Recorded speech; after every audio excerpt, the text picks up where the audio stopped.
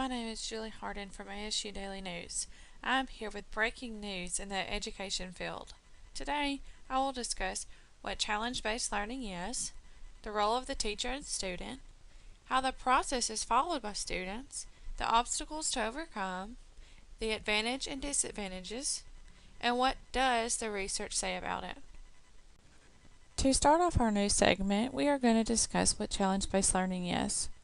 Challenge-based learning is an engaging, multidisciplinary approach to teaching and learning that encourages students to leverage the technology they use in their daily lives to solve real-world problems through efforts in their homes, schools, and communities. We are now going to go to a short clip from Alan Carrington on his view of challenge-based learning.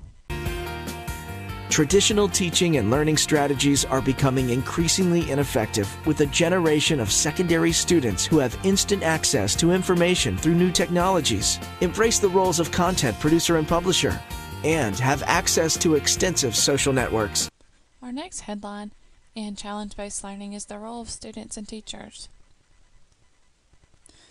Students will work with peers, teachers, and experts in their communities and around the world to ask good questions, develop deep subject area knowledge, identify and solve challenges, take action, and share experiences. Teachers will work with students to learn about compelling issues, propose solutions to real problems, and take action. Katie Morrow will now discuss more about how teachers are involved with their students in challenge-based learning. I think challenge-based learning overall will be an exciting adventure, one that we don't exactly know what the end result's going to be. And so it's the whole letting go, I think, is going to be crucial for us as teachers to let go a little bit, learn right alongside our kids, not be in charge of what we think is going to happen in the end, and see where it all takes us. So a large adventure for the kids and for us as teachers as well. The process followed by students in challenge-based learning is pretty simple. The approach asks students to reflect on their learning and the impact of their actions and publish their solution to a worldwide audience. We are now going to go back to a short clip from Alan Carrington on his description of challenge-based learning using a diagram. The process starts with a big idea. Then the students explore questions essential to understanding the idea. That leads them to formulating a challenge that inspires action. By that point, the teacher and the students have become collaborators in learning. There are many advantages and disadvantages associated with challenge-based learning. Some of the advantages are that the students get better grades and they are able to practice their social skills. A few disadvantages are students may be too nervous to work collaboratively.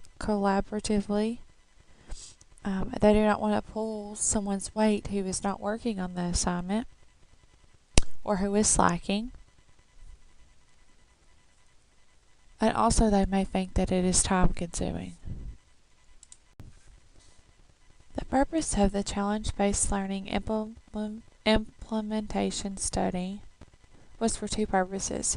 The first purpose was to determine if the outcomes and findings of the pilot could be replicated and extended beyond the purely high school focus of the pilot to the other educational levels and settings, especially as they fall into four areas: the overall student experience, the overall teacher experience, the match of the challenge-based learning outcomes with the key skills and the framework for 21st century learning, and the learning goals for the time devoted to the work. The second purpose was to add additional understanding of several aspects of the school's ecosystems that may influence the success of the challenge-based learning.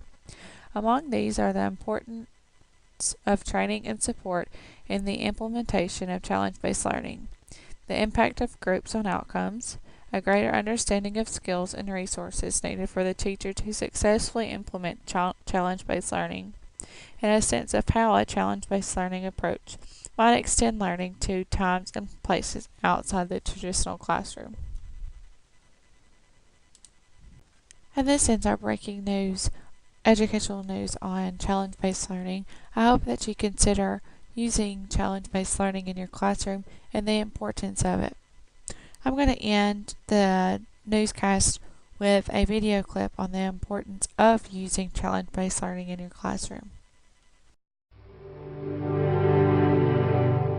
Here's to the crazy ones, the misfits, the rebels, the troublemakers, the round pegs in the square holes, the ones who see things differently.